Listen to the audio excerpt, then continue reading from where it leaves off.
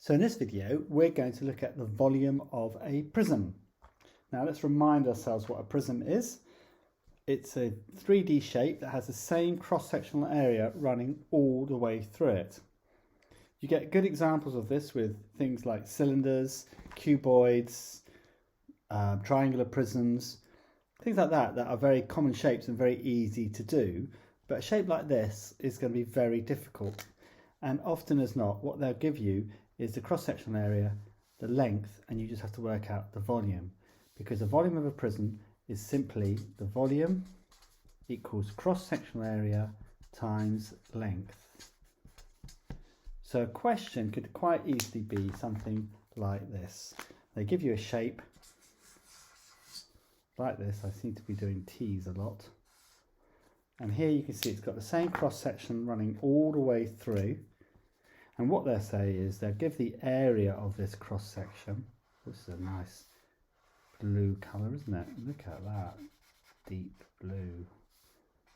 So what they'll do is they'll give you this area and they give you the length, and they'll say what is the volume. So let's say that they say that is 10 centimeters squared, and they say this is 4 meters along.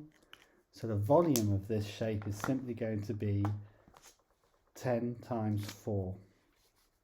So this one is going to be 10 times 4, which is 40 meters cubed.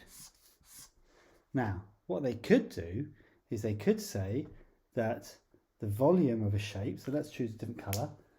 So they could say something like this. The volume of a prism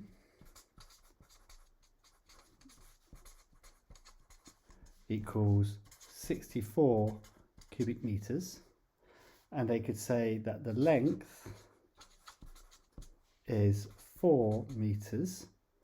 What would the cross-sectional area be? So here we're going to just rearrange the formula to help us solve this, because we've got all the information we need. We know the volume, we know the length, so we just have to work out the cross-sectional area. So let's fill in what we know. We know that 64 equals 4 times cross-sectional area.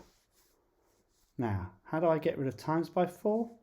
I divide both sides by 4.